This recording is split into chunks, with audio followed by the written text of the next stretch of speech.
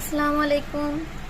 আজকে আমি আপনাদেরকে বানানো দেখাবো ম্যাঙ্গো স্পঞ্জ কেক 2 পাউন্ডের। এখানে 4টা ডিম আছে। এই ডিমটা ফেটে গেছে, আমি চেঞ্জ করি নাই, কারণ হলো ভাইরাল একজন আপু, আগেরকার একজন ভাইরাল আপু বলেছিল ফাটা ডিম দিয়ে নাকি কেক হয় না, তাই আমি আপনাদেরকে দেখাবো আজকে যে ফাটা কুসুম দিয়েও ডিম হয়। সে কুসুম আলাদা করে নিয়েছিল আর বলছিল নাকি কুসুমটা ভেঙে গেলে তাহলে নাকি কেকটা হয় না। তো আমি আপনাদেরকে দেখাবো যে কুসুম ভেঙে গেলেও কেকটা হয়, কিন্তু এই ফোমের ভিতরে যদি 1 ফোঁটা পানি পড়ে তাহলে আর ফোম হবে না, কেক তো দূরের কথা। বিসমিল্লাহ।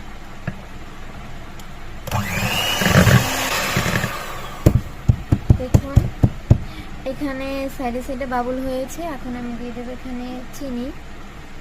এখানে আমি 4টা ডিম নিয়েছিলাম আর এখানে নিয়েছিলাম 150 গ্রাম চিনি। আমি 3 বারে বা 2 বারে দেবো, আমি 3 বারে দিব। বিসমিল্লাহ।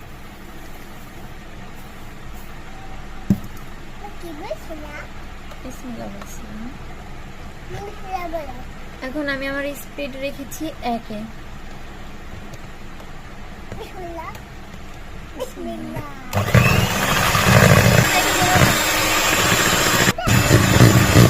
এই যে একটা দাগ টেনে দিয়েছি, একটি অক্ষর লিখেছি।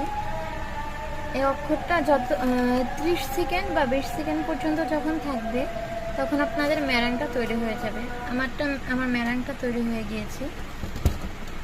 এই পর্যায়ে এসে তেল মিক্স করতে পারেন, তেল না দিলেও হয় স্পঞ্জ কেকে।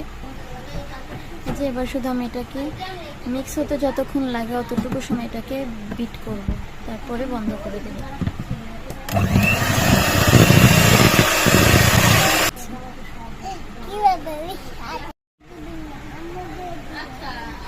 এবার আমি শুকনো উপকরণগুলো এখানে মেশাবো। এই গুঁড়োগুলো দিয়ে দিচ্ছি, শুকনো উপকরণগুলি।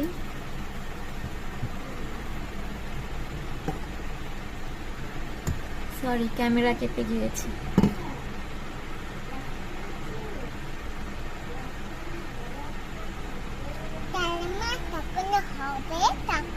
আপনারা আমার পেজটাকে ফলো দিয়ে রাখতে পারেন, আমার ইউটিউব চ্যানেলটাকে সাবস্ক্রাইব করে রাখতে পারেন।